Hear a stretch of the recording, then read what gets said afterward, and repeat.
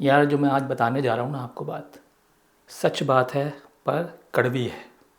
कड़वी ये है कि भाई स्वीडन अब आने का कोई फ़ायदा नहीं है, वीज़ा नहीं मिल रहा है। आप बोलोगे कि भाई क्या मसला है। भाई पहली चीज़ ये, स्टूडेंट वीज़ा पे आप आओगे, फ़ीस इतनी ज़्यादा है, ठीक है ना, कैसे करोगे।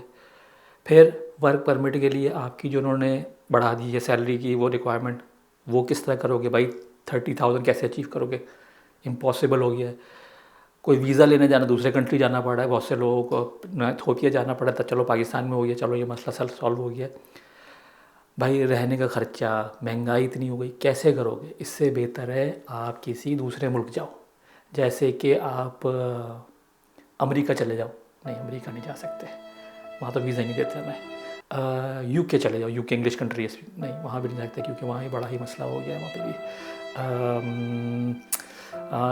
जर्मनी, जर्मनी चले जाते हैं, जर्मनी नहीं, जर्मनी भी नहीं जा सकते क्योंकि वहाँ का तो लैंग्वेज का मसला है बहुत बड़ा, मतलब लैंग्वेज के बगैर हाथ भी नहीं लगाते आपको। और फिर कहाँ जा सकते हैं, ऑस्ट्रेलिया, ऑस्ट्रेलिया जा सकते हैं, न्यूजीलैंड जा सकते हैं, आई थिंक जा सकते भाई साहब कुछ ज्यादा नहीं हो गया ये?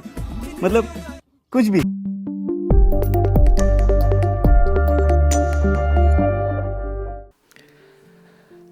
हम भी जो है ना इन्हीं लोग दूसरे लोगों की तरह हम भी अब बनाएंगे वीडियो इस तरीके से, माइक हाथ में लेके, बड़ा फैशन में। तो भाई अभी जो फ़ैशन चल रहा है ना आजकल, वो फ़ैशन ये चल रहा है मेरे भाई कि स्वीडन की करो बुराई।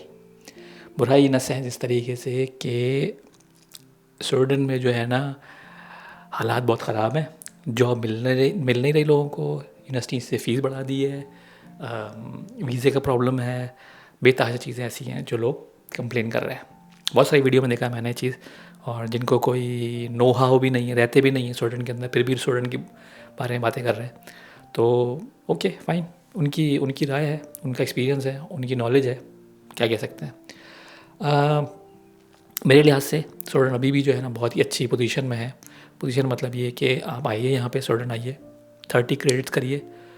अगर आप पढ़ने वाले हैं, अगर आप पढ़ने वाले बच्चे हैं तो आपको ना यहाँ पे 30 क्रेडिट्स करने में कोई मसला नहीं है। यानी कि 4 महीने की पढ़ाई, 4-6 महीने की पढ़ाई अंदाजन से, वो जो है ना पढ़ाई करके आप 30 क्रेडिट्स पूरे करें, जॉब सर्च करना शुरू कर दें। ये है कि अगर आप पढ़ाई करने वाले बच्चे हैं और पढ़े लिखे हैं, मैं ये नहीं कहता किस फील्ड के अंदर, किसी फील्ड के अंदर आप पढ़ने लिखने वाले हैं, तो आपको जॉब यहाँ मिल जाएगी। और यहाँ पे एजुकेशन इनके पास है, उनको 30-35 तो आराम से मिल जाती है, जो कि इस वक्त वर्क परमिट का रिक्वायरमेंट है। और जो इस वक्त जो एम्प्लॉयर्स हैं वो भी इस चीज़ के लिए एग्री हैं कि भाई अगर किसी को हायर कर रहे हैं और किसी का वीज़ा है तो ऑटोमेटिकली सैलरी उसको बढ़ा के दे रहे हैं। ये एक चीज़ हो गई है, ये अब रूल हो, मतलब अनरिटन रूल हो गया है एम्प्लॉयर्स के पास भी। तो अगर आप पढ़े लिखे, लेकिन अगर आप सोच के आ रहे हैं कि भाई मैं स्टूडेंट वीज़ा पे आऊँगा, स्लिप हो जाऊँगा और ये कर लूँगा वो कर लूँगा फिर मैं वर्क परमिट अप्लाई कर लूँगा, नहीं यार वो नहीं हो सकता। क्योंकि अगर आपने टैक्सी में, डिलीवरी में, रेस्टोरेंट में या दूसरे छोटे उसमें जॉब देखनी है तो वहाँ आपको सैलरी नहीं मिलेगी इतनी जो आप कवर कर सकें वर्क परमिट के। तो वो चीज़ आप निकाल दो, वो चीज़ आपके लिए मुश्किल हो जाएगी, वो स्टूडेंट में अब नहीं हो सकता, ठीक है ना। तो ये चीज़ मैं बता सकता हूँ आपको। दूसरी चीज़ ये कि बहुत से लोगों ने कंप्लेन कर रहे थे कि भाई वीज़ा लेने के लिए कहीं और जाना पड़ा है। भाई वो वीज़ा अब सही हो गया, 9 तारीख से एम्बेसी खुल गई है, ठीक है ना। तो अब वहाँ पाकिस्तान में ही वीज़े मिल रहे हैं, तो उस चीज़ की टेंशन आप ना लो, स्टूडेंट कर रहे हैं काम। और जो लोग कह रहे थे कि भाई लैंग्वेज का मसला है और सिटीज़नशिप जो है चेंज होने वाली है, सिटीज़नशिप 10 साल का करने 8 साल करने वाले हैं, 8 साल बाद देंगे।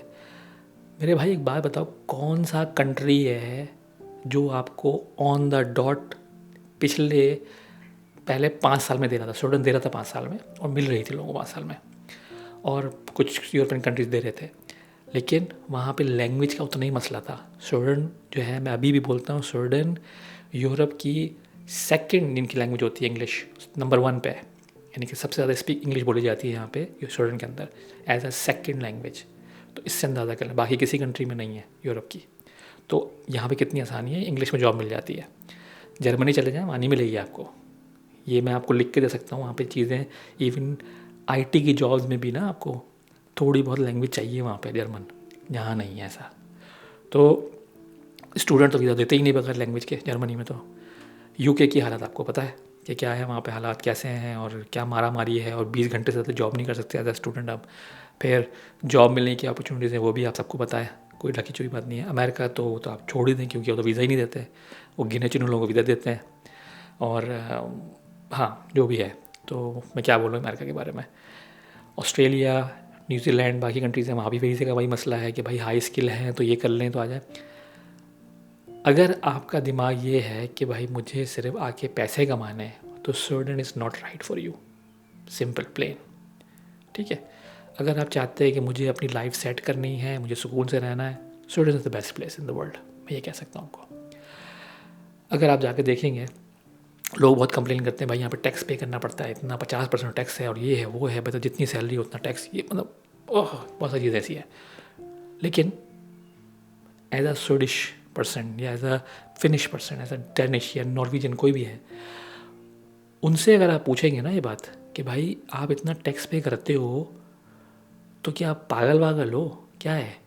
और फिर भी आप पिछले पता नहीं कितने साल, 12 साल से कितने साल, जब से वो जो इनकी स्टार्ट हुई है, जो मेजर करते हैं happiest nation in the world, उसमें टॉप 5 में 4 कंट्रीज तो ऐसे आ जाते हैं हंसते खिसले, क्योंकि बोलते हैं भाई हम टैक्स पे कर रहे हैं लेकिन हमें जो बेनिफिट्स मिलते हैं ना कंट्री के अंदर, मतलब जॉब सिक्योरिटी, मेडिकल सिक्योरिटी, मतलब आपकी एजुकेशन की सिक्योरिटी, मतलब हर चीज़ जो आपकी है ना सिक्योरिटी जो मिलती है, वो किसी और कंट्री में नहीं है।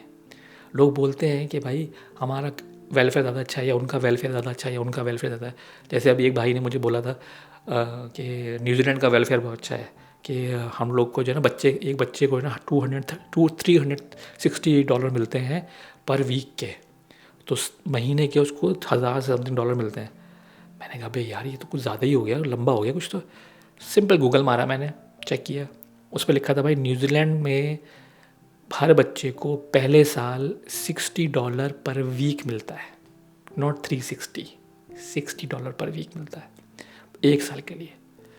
स्वीडन में कब तक मिलता है मेरे भाई?